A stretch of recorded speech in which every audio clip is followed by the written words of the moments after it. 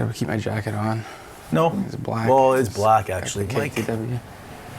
I thought I think these things through. I thought I'd wear the KTW. Yep. So let's see what it looks like with a jacket. Now it looks like you just like stop in and stay a while kind of thing. Well, and we don't want it rustling. What do you think, Mike? Jacket on or off for Mike? Shirtless. Shirtless? Nobody would like that. That's going to be on OnlyFans. I have a foot account on OnlyFans. Yeah. Oh, we'll have to go off. It looks like... Should we start the show? Yeah. All right, what's stopping us? No, I'm good. Yeah. You start it. Go ahead.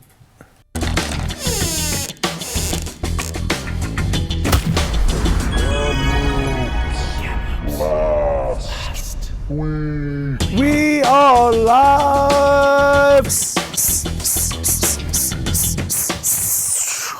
Everybody! But we're also on tape. We are in the music. Everybody's the music. Should we get Bennett to put on the sponsor stuff here? Oh, yeah. Yeah, maybe. Full Bennett, house today. Make yourself useful. Come on, let's go.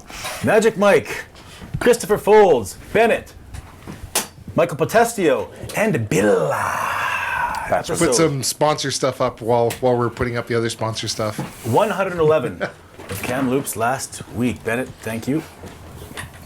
Perfect there. There's the Volkswagen coming in. There we go. That's actually an electric Volkswagen. My daughter used to call it the Barbie car when she was little because she had the Barbie car. There we go. Gord Stevens. Okay. Thank you. 111. 11. It's the only level at which you listen to music, right? You know, I usually think your taste of music or taste of movies is pretty terrible, but you just quoted a Spinal Tap, and that was produced in '83 with Rob Reiner. Rob Reiner, and he did The Princess Bride. Yeah, oh yeah, the both of them. It's just so Call fantastic. the Locksmith. Yeah. I was way off with that. Yeah, I watched that. Call the Locksmith. It was Robin Hood Men in Tights that was from. So yeah, Spinal Tap. That's a great reference, and that was where they had all the amplifiers. Oh, it was so good. Traditionally go to 10, and Spinal Tap, the loudest band to ever come out of England. Their amps they had screen printed on 11s, and they were showing Rob Reiner, and Rob Reiner's going, "Well, why not just make 10 louder?" He goes, "But this one goes to 11." Still haven't seen that movie. What? Yeah. Oh wow, it's another classic we got to watch, and Citizen Kane apparently. Yeah, and Citizen Kane. Yeah. Rosebud. And Dumb and Dumber, another classic. Thank you. Yes, yeah, Dumb and Dumber is definitely a classic. Michael, lucky enough to get a coffee this morning. And Monopoly. special time of year, everybody. Let's see if anybody won. I even have one. Only on shopping spree. Do they still do the instant wins? St. Catherine Street, green. That's in Montreal. Montreal. It's like a strip bar area. So it's a pretty long street. What does free car mean? Gotta ask you how you know that. Bay of Fundy, the red. Where's that? Oh, that's Tragedy. Never mind. Is this good for the show? It is now. Okay, let's talk about politics. Michael, that's why you're here. You cover politics for our newspaper, Kamloops This Week, and we have 3 or 4 topics to cover. Let's start with the mayor, Kamloops Mayor Reid Hamer-Jackson, and those recorded phone calls. What's the latest? Well, so the latest is that the city has decided to investigate the mayor and his practice of utilizing recorded phone calls. We only know of one right now that he's actually had made his wife. He said in during a September 5th council meeting, he had a transcript of this recording that his wife had made back in March of him talking over the phone in his car to CAO David Trowan about which we've talked about on the show, the Noble Creek irrigation system. They want to dismantle it out there. The mayor wants to save it. They were driving through Abbotsford, either on the way to the city or on the way back home, and he was talking to Trowan on the phone while driving, and he kept talking on the phone. It's against the law, so his wife was recording the conversation, unbeknownst to either of the men. And what's the problem with this? So the problem with it is that in Canada we have you're allowed to record a conversation like one-on-one as long as one person knows that they're being recorded. So if we're having a conversation, just the two of us, and I'm recording you, and you don't know, that's okay as long as I know that I'm recording. Yeah. In the States, it's different. Both of us have to know.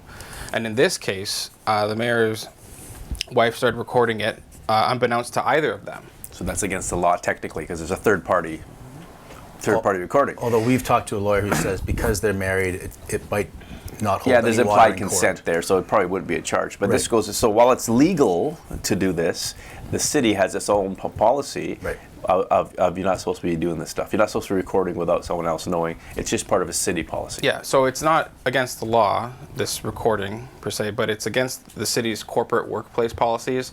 They say it's overall bad for morale, for employees to be secretly recording each other, and you're not supposed to do it. And for employees, they could technically be dismissed for that. Now, obviously, the HR director who issues this reminder about their corporate policy on recordings can't just fire the mayor. They're not employees. Yeah, they're not employees. So what council has ultimately done here is the mayor's actions has kind of revealed another loophole where it's like, okay, well, you're not supposed to record. It's against our corporate policies, but it's not like there's any repercussions here. So council, back on September 26th, in a closed meeting that they've now released, have decided to investigate to see, okay, we know the mayor made this one recording, this one secret recording. We want to know what else he may have. And so they've ordered him to turn over anything, any notes, transcripts, other transcripts, or recordings that he might have to their HR director within 10 days. So why do they want to know that? So they basically just want to know if there's other recordings, and they say they're investigating whether or not they exist, because they want to basically preserve a cohesive workplace. If they do find more, what's the fallout?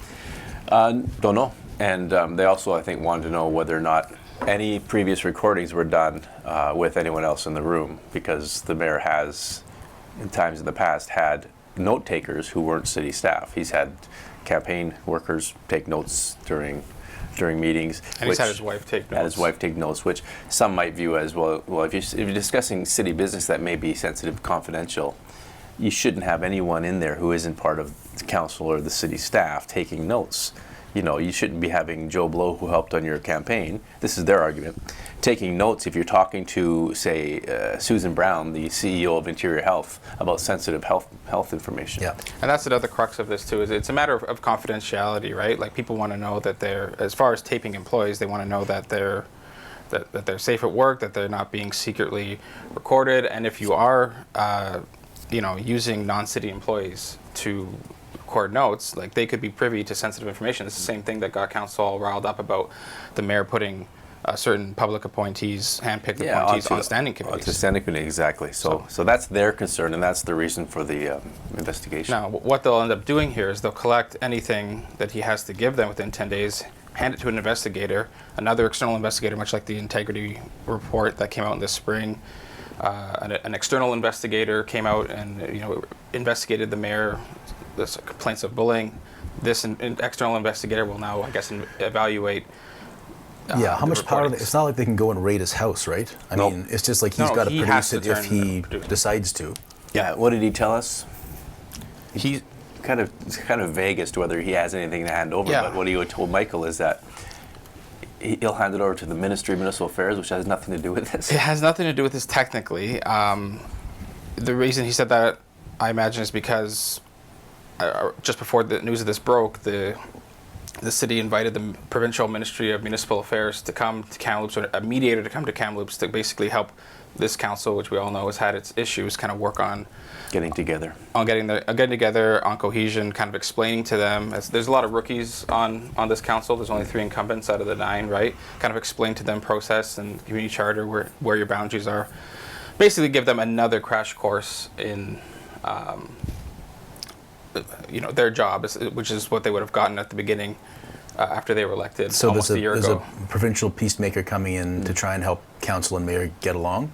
Basically, that's what it is. Nap time, play together well. And at this, and now apparently this mediator is going to be handed a bunch of recordings. The mayor says he'll hand it over to the Ministry of Municipal Affairs. I guess, I mean, it makes sense if you don't want to hand it over to the HR director because you feel like you don't want to hand it over to somebody who's on another side of investigation. I guess he feels like because this ministry deals with, councils getting along, he'll hand it to this Yeah, supposed maybe he views them impartial- as being neutral. Yeah.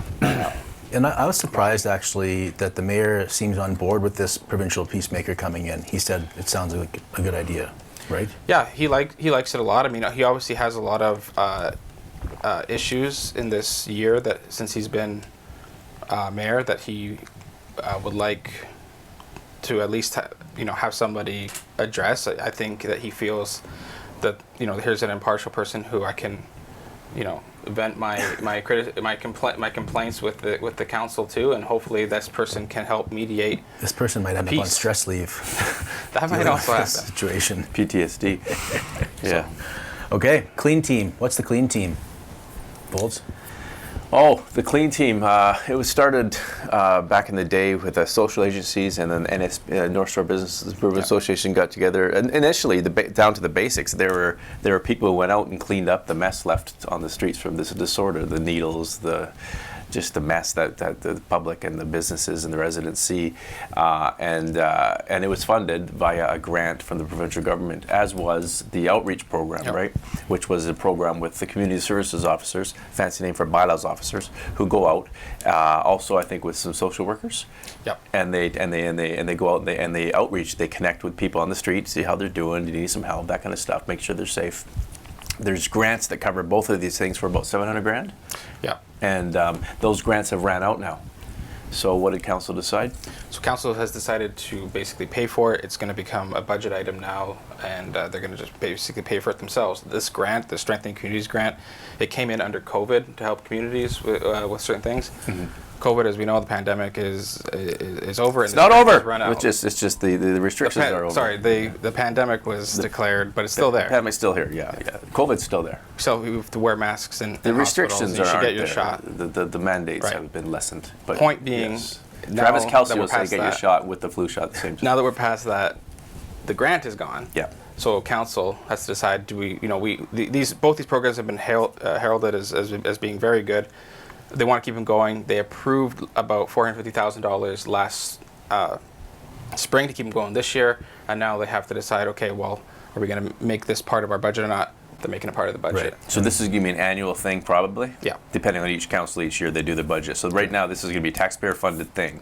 At least for the next 4 or 3 years. Okay. Which stems from the situation on the Which streets. disorder on the street, which has also elicited a few people who are really pissed about it on our Twitter feed, who say that, why more cost because people can't get their stuff together, is what some people say. Right. And they're not happy with their tax dollars being spent on something because they say it's just another thin edge of the wedge. But it was a unanimous vote. Everybody talks about how it's always 8-1 mayor against council. The mayor's in favor of this. All of council's There in you go. favor of That's this. It was noteworthy. 8-0. Yep. Bill Sarai didn't vote because his son is a bylaws is officer. Yep. Mike, do you have any thoughts on anything so far? The mayor, the phone calls, the clean team? In a world that everything that the mayor is saying is nitpicked and really looked at, scrutinized, I can understand why he wants to take notes or record so that he can go, what was actually said? So that seems like normal HR practices when we're doing a meeting with employees or anything like that. It's his wife. What was weird was how he brought it up in council. Yeah. Like that. That was kind of. And that's what the lawyer we consulted, Ian Curry, who used to be a Green Party candidate. He told Michael, yeah, it's probably not, technically it's a crime. It's not a crime because they're in a car together. There's implied consent. There's no nefarious, third-party spy in there. But he did say, interestingly, for some reason, at that meeting, Reid, on the 5th of September, Reid handed a transcript of that call with Trowin to someone from the Noble Creek water system. He wanted them to read it to prove that he was trying to help them, and that he was doing it on the direction of Trowin.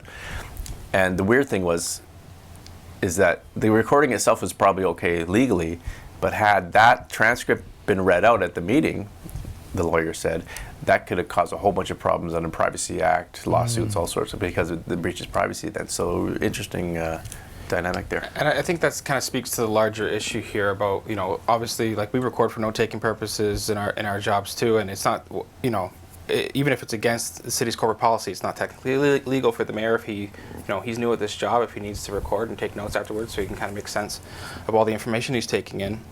That's one thing. But to hold on to a recording for like 6 months and then go to the trouble of having it transcribed and then wanting to read it out in a public meeting is, again, like we've talked about whenever I've been on this show and we talked about the mayor, another eyebrow-raising moment. Why? And you can't get a straight answer necessarily from the mayor. I think why it's he wants to do I think that. It's clear from your story. He was. I think he felt that he was being submarined. He was being thrown under the bus because he was. His story is he went out to tell the Noble Creek irrigation users, "You guys are going to be okay. We're going to figure this out." He's claiming that he went out there with that message given to him by Trowin. Right. He's claiming that this recording proves that he was told by Trowin to tell them it's going to be okay, even though things might have went sideways afterwards. So I think what he was trying to do was saying, look, I went and told him this thing that never materialized or was jeopardized, but I was told by the city CAO to do this. Now, whether that's true or not, we don't know because the recording was never read out. Right, but he didn't have to go to those lengths, let's say. He could have just said in the meeting, hey, Trowin told me one thing, Mr. Trowin, isn't that true? And if Trowin lied, then I suppose he could have. I think he's trying to get to the cut to the chase and say, look, here's the exact recording, and I'm assuming on the recording it'll say something like, yeah, Reid, go tell him this, maybe not, I don't know. I don't see anything wrong at all with the recording, and I think it's wise to record, and I'm not sure why the city has that policy, other than. Maybe you use it against someone later, but I think everything should be recorded if you're especially if you're in a human resources meeting, and someone or if you're talking to someone and they claim that you sexually harassed them or you said something racist to them on an interview, record everything because you have proof that it didn't happen. And I think that might be the optics of it, is that Reid is trying to use this recording against Trowin in this moment. What he said to us on the record is like, I'm just trying to be transparent because I think that this discrepancy of what they decided to do in March and then what they decided to do instead in May would pose legal jeopardy for the city that could lead to a lawsuit. Yes. But then if your concern is the city, why are you reading out evidence for the people who would potentially sue and that's something that's something we don't know. I get why he wanted to do it, but whether or not it was a smart move or not for the corporation is another question. Does this peacemaker cost money that's coming here from the province? No. According to Margot Middleton, she's the one who, they talked about it at UBCM, which was in September. They talked to the ministry. Apparently there's no cost to have this person come in and help them work on Unity. Whether or not they will actually get involved, or if the mayor hands over these recordings and says, hey, here you go, they might. I don't know what. I'd be really interested to see what their reaction to that is. Will they? That would really. Will they get involved, or will they say no? It's not our place. The investigation into the mayor's alleged bullying and harassment cost taxpayers money, right? Yeah. Probably $100,000. Yeah. That's what we've heard. Yeah. Now, the investigation into these recordings is going to cost money. Because, the investigation about the municipality. The peacemaker is on the province's dime. Yeah. And the mayor was kind of given notice of this investigation at his office? Yeah, so it was last Thursday that he was given notice of this. He told me that he was on the phone with his office when Councillor Margot Middleton and Kelly Hall, her old boss, came to the door and I guess had a piece of paper to give him, some sort of notice that they were opening up this investigation. And I guess he didn't want to read it. He just put the piece of paper in his pocket, and because he said that this was a very similar, this whole thing went down very similar to how in December he was given a letter by 3 other councillors explaining to him what a closed meeting that involved talking about him was about, and he said he didn't want to read this letter now because he felt like it would be like the December letter, which he can't share or say anything about. But apparently so he didn't want to know what's in there because he doesn't want to be tempted to tell people about it. Right. He doesn't want to know what's in there. Right. So when I called him, basically a few minutes after we got the press release that council is opening up this investigation, he said, well, I haven't read it yet or anything like that. And then he said Marcella Bernard from CBC sent him the press release so he would read that. But when he did answer a few questions, I asked him, well, do you have any other recordings with other city staffers? And he emphatically said no. I called him back on Monday just to ask him, because I felt like maybe we left a loophole there about because maybe he doesn't have any other recordings with other staff, but maybe he has more with Trowin. And when I asked him that, it's not, he was a bit more cagey. He said, anything that I do have, I'll hand over to the ministry and my legal team, which kind of implies that he has something to give. Okay, over. we'll see. St. George's Anglican Church. I read Sean Brady's story last night. It's really good. Yeah. So after 96 years, this church is closing, North Shore. Yeah, it's the oldest church on the North Shore in Kamloops. It was built in 1927 at a cost of $656. And it served the community over there for 96 years. It used to have a healthy number of congregants, but now it's gone down to like 21 people there. And the territory of the Anglican, it's basically the Anglican version of the diocese, the Catholic. They run it. They've decided they can't afford to run it anymore, so they've closed it. So they The had pandemic hurt their numbers a lot. Pandemic hurt their numbers, and if you look at Stats Canada, church attendance has been declining for a decade or more, maybe longer. So the people there have to now go. Some are going to Monte Creek. There's a parish out there. Some will go downtown to the main cathedral. So they had their last service on the 27th, last Wednesday. I went to it, and it was a 2-hour service. First time I've ever been in an Anglican service. And it was interesting because it started with the baptism of the Reverend Boyd's daughter, and then it ended with the end. So the beginning and the end all in one. And Yeah. they did the final Holy Communion. It was very emotional and very interesting. I got sprayed with holy water. It was Oh, did you? really- Well, yeah, the Go Now Oh, in you should Peace. get that. Shandy did such a good job on that story because the last hymn they played was Go Now in Yeah. Peace. I could almost like smell the pews, smell the Bibles Yeah. and stuff. I've been in those types of churches Yeah. before. It's sad. It's just sad to think about. It's sad because everyone there, and and it's such a neat place because it's in the middle of a residential area. It's almost like a Lambeau Stadium, right? And like a Mosaic Field. It's like right in the middle of a well, those are cathedrals of sports. So what it is though, it's like it's when you drive in there, it just appears in Royal Avenue. It's in probably the oldest part of Kamloops, right, where all the war era homes are, right on Royal Avenue, and yeah, it's a beautiful little property. So and who knows? And what's going to happen to the property? We don't even know because the Anglican organization has to decide what to do. Some people want it to be.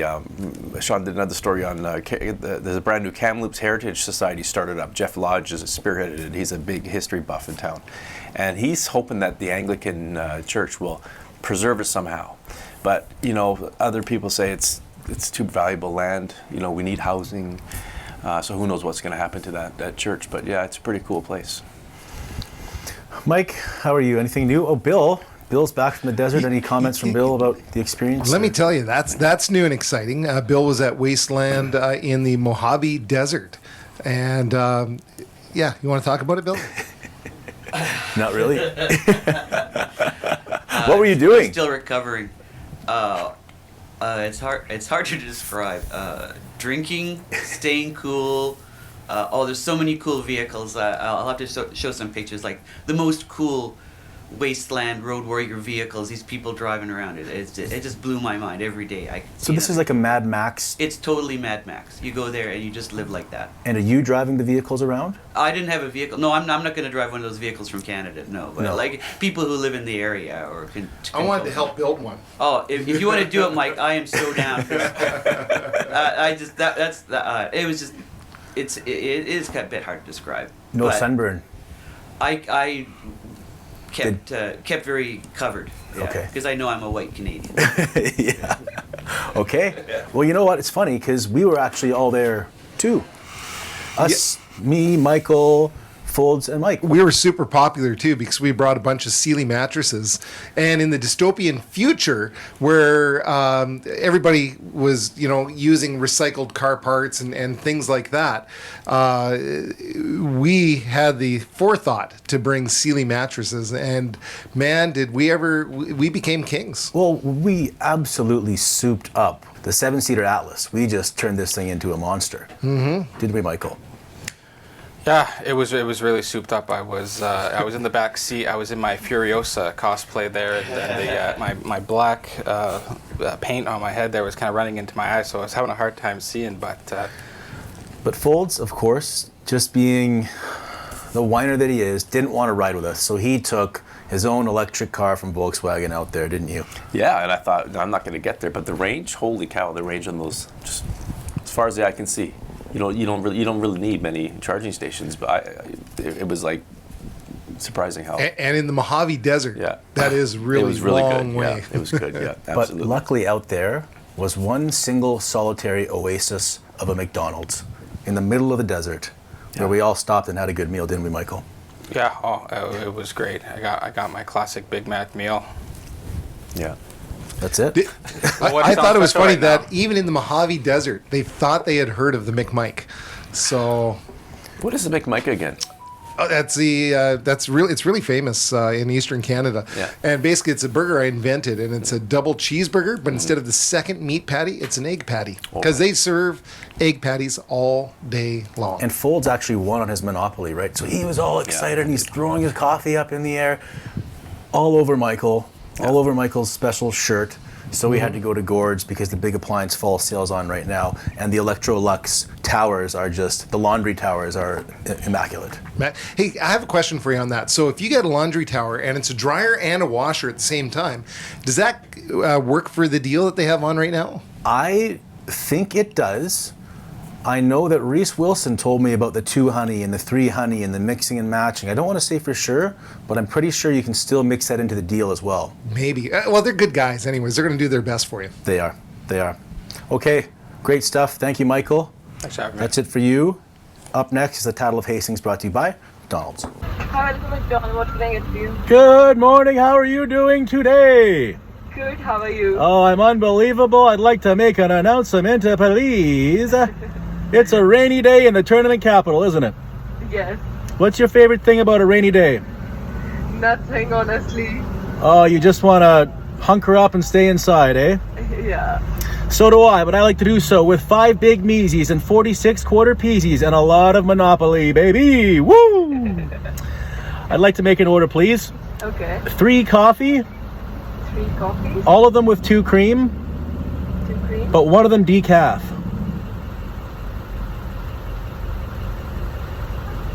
Shopping local. I got to buy for Michael today. 2 cream. Not in the budget. Yep. Anything else? No, just you're doing a great job again. Okay, thank you. Possibility. Bye-bye.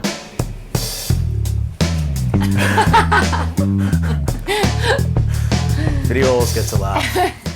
Erin Pincott, Jenn Armstrong, Team Brown. Old member, brand new member. How long now have you guys been a team? Well, Corinne and I have been curling together probably since we were around 6, I think.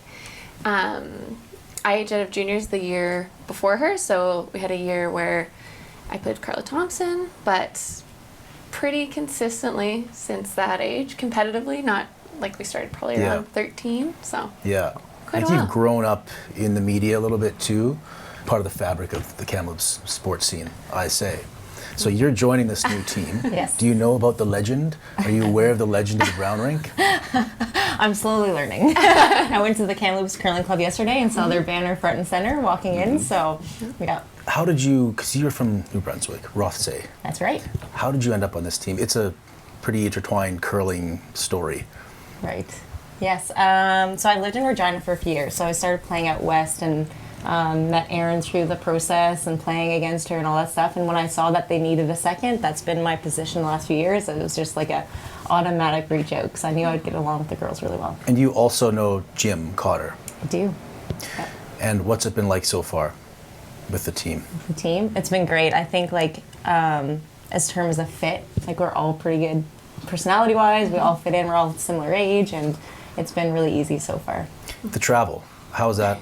Not so working? easy. It's definitely going from like one side of the country to the other, like coast to coast. It's interesting, a little expensive, but like I've so far each time I've come out, I've stayed for a couple weeks, so that's been pretty helpful. Are you logging time on their couch in their spare room, or where? I've been on the Erin Pincott's couch for a few days now. Nice spare room. Yeah. How important is the chemistry? I mean, I'm sure you've been on teams where maybe there's one person who doesn't quite fit in, and how does that affect a team if it's not quite there? I mean, on ice, obviously, you need kind of that chemistry and then to be able to work together. Off ice, it certainly helps because, you know, we're spending more time with each other than we are partners and our families and whatnot. So to be able to kind of have that and have a shared goal is huge. Especially curling teams are small, only 4 people versus bigger teams. So you're with each other a lot, and so far it's been fairly seamless, and it's kind of shown with some early success, and it's been fun. I'm sure you could have. Well, I know you were gonna curl with another team, and then I think she ended up going to curl from a Carvel. That's right. But maybe you could have curled somewhere closer to home. Why did you want to make this commitment to come all the way out here and curl with the Brown rink? Very good question.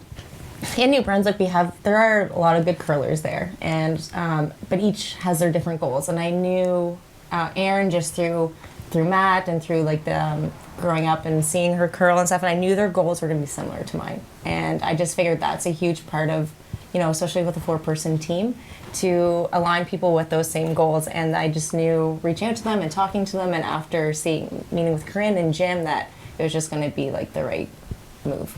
Do you have any questions? You probably can't stand this because it's an import. You're such a old school. You can't stand like the provincial championship set up with host teams. Or with host teams. You can't stand imports. So you got any criticisms here? I think if you're going to play for a Kamloops team, you should live in Kamloops 100%. That's the rules are the rules, and you're taking advantage of them. I got a good question. She's here for like 20 days. I am technically living here. We still need to get Matt on here to have a rebuttal because you've been going after him on Twitter and everything. Well, how many provinces does he represent now?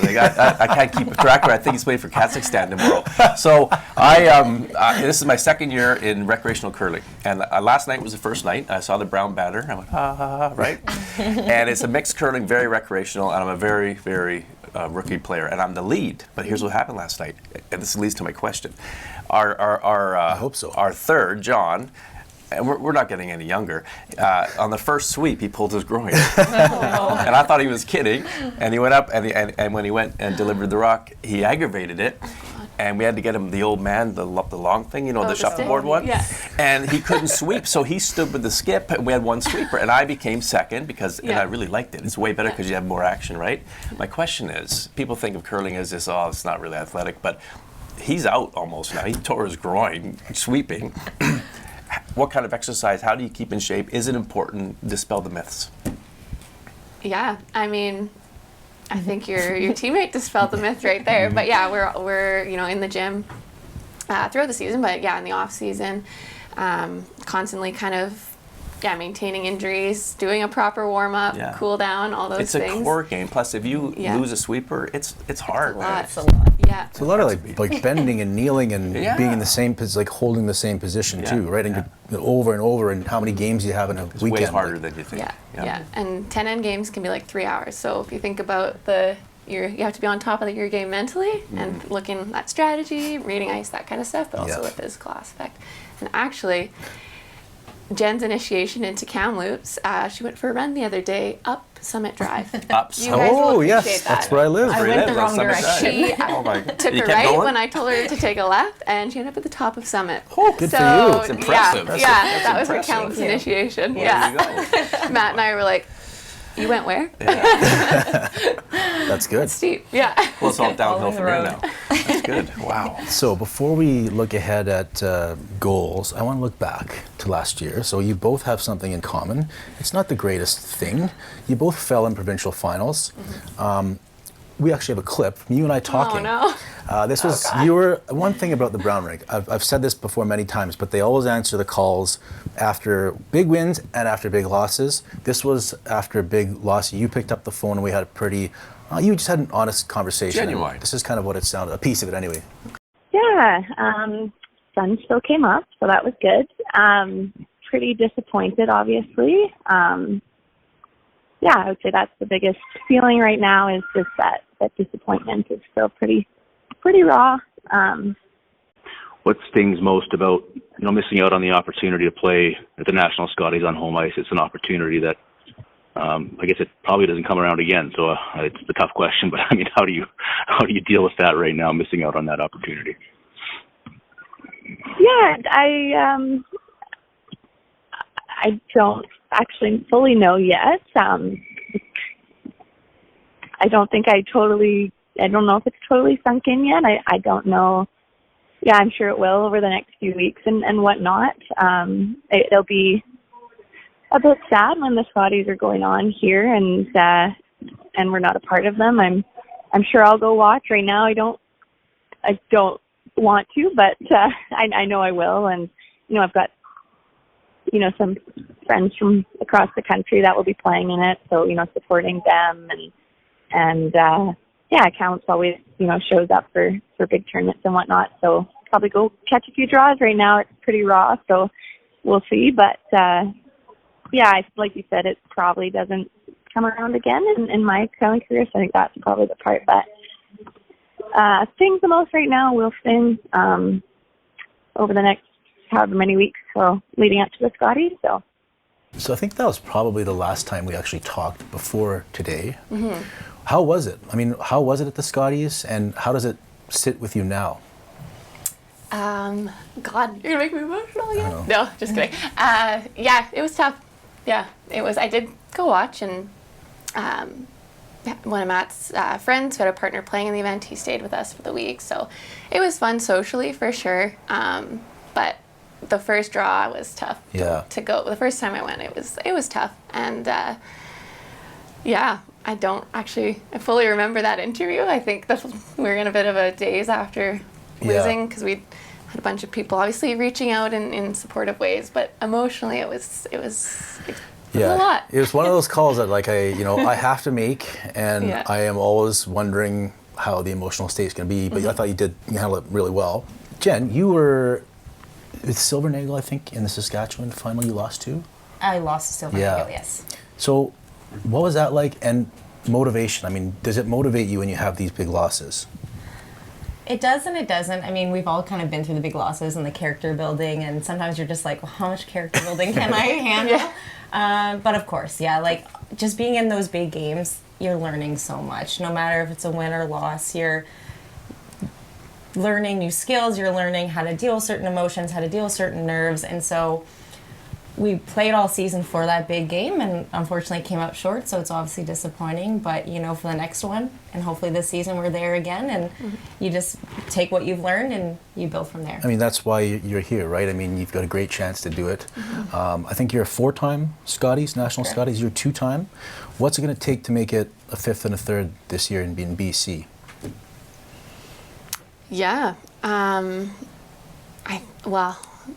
So far the early gelling as a team has been a key part of the puzzle.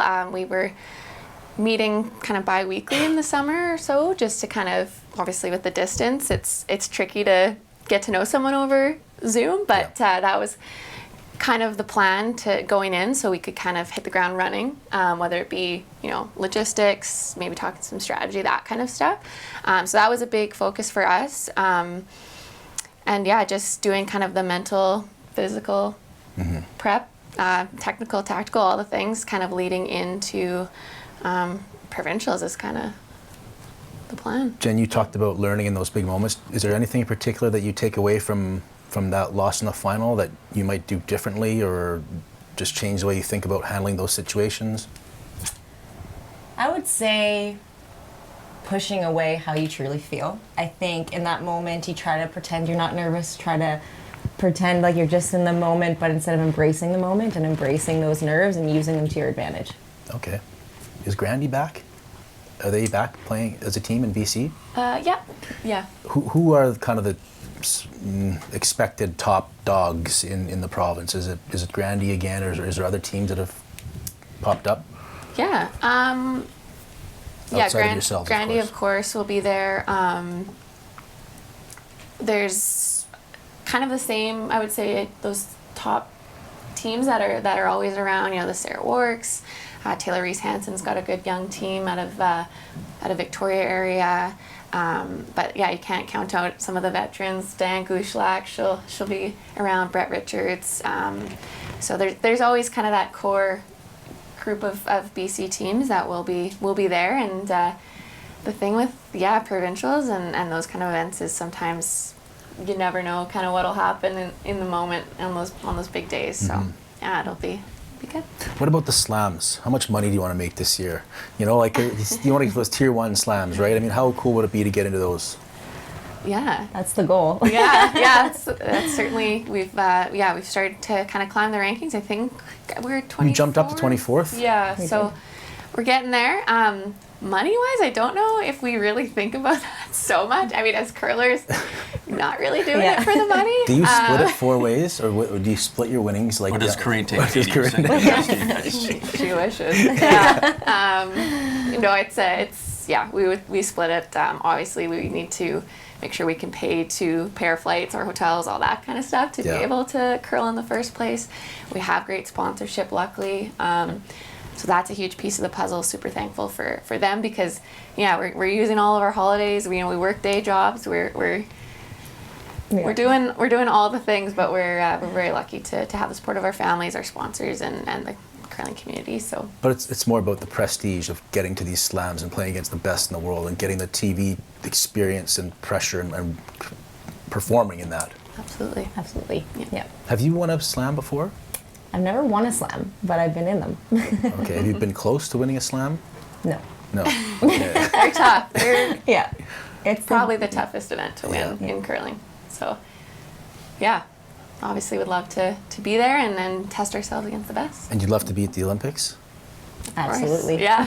So that's also part of this too, like if it all works out in the cycle, so it would be what, 2020, when's the next Olympics? 26. 26. Yes. Trials will be December of 2025. Okay. Yeah. So hopefully you work up to that. A lot of miles for you, a lot of time on their couch, and then maybe you'll be at the Olympics. Was there any thought, Corinne's got married, right? Whiteford. You can't change the rink name though, right? No. Please. No. The Whiteford's just for Yeah. Can't hyphenate. It's too many colors, but no, she's keeping Brown. It's been our team name for so long. Exactly. Can't change it, right? Mm-hmm. Mike, any questions? I know you love sports and curling. Everybody has a piece of music in their core that they're when you're going down and you're releasing the rock. What song plays in each of your minds as it's going down to knock everything else out? Like a Rock, Bob Seger. Oh my. I'll tell you, my song is Nazareth, Hair of the Dog. Oh yes. That's when I'm walking around and I'm like, I think they're trying to block out those I'm gonna thoughts. say, I do not think a song has ever been in my head when I'm throwing a rock. During the game, sometimes I'll sing to myself because it kind of takes you have that little mental pause during a game. While I'm throwing, if there's a song in my head, but once you've released and you're like, let the Kraken release, and like what's there's no song? I think, when you were 16 or so, I asked the girls, and they loved Bieber at the time. Oh yeah. That was back in the day. I feel like the old man reporter now. Back when you were 16. Back in the We have our warm-up songs. Oh, what is that? Yeah. What's the warm-up? What's on the warm-up set list? Honestly, it changes day by day. Like, if I'm in a groove with the song, I go with it. I like country music, so that kind of gives you a little bit of oomph, but kind of keeps you mellow too. You don't want to have crazy high beat songs to get you too jittery. But Okay. Any final thoughts here from either of you? New Floors is your sponsor. You can give a plug. Yeah, we've got a number of great local sponsors. New Floors Counts in Penticton, Family Glass. I'll just read off. Family here. Last, they're on the curling rink. Best too. Western. Yes, yeah, big sponsor of curling. For If sure. any of them want to sponsor our show, New we're Floors looking should be for right here. sponsors too. So. Volkswagen of Kamloops, Outland Living. Oh, you're Back. Volkswagen of Kamloops too. Terry Low. Shout out. Shout out Terry Low. So we appreciate everyone, and we're happy to be able to represent them. And heading to Calgary this weekend. That's right. So we're back at it. What's the name of this one? It's got an interesting name, doesn't it? The Mother Club or? Autumn Gold. Oh, the Autumn Yeah, Gold. The Autumn Golds, yeah. Okay. Well, good luck this weekend. Thanks for joining us. Awesome. Thank you. Thank you so Thanks much, for having guys. us. Thank you. Bruce Wilson, late for work today. 2 minutes. 2 minutes. That's strike one. You can't be late to work. Taylor Swift. We've already talked about Taylor Swift, but I didn't realize you are a massive Swiftie. Yes, I am. What do you think about the new boyfriend? Okay, so I'm not a football fan or anything. I was actually a rugby player, so I have a little bit of bias towards rugby. too. But I've been watching clips of them and just of him individually, and I think it's really cute. You think it's cute? I think it's cute. So I don't know. I don't know about this guy. I'm not sure it's going to work out. That's just my opinion. But new topic. Let's talk about the big fall sale and the KitchenAid Cook Up the Savings. Right. Yeah, so basically we've got everything lowered in price. We've got range, dishwasher, fridge, all lowered in price. This is the all-new quad door KitchenAid. It's got really clean interior there. Okay, oops, how do I open this thing? I almost broke it. And it's on sale there. And as well as on sale, if you do buy packages, you do get additional money off on top of the sale price. So if you buy 2, you save $200.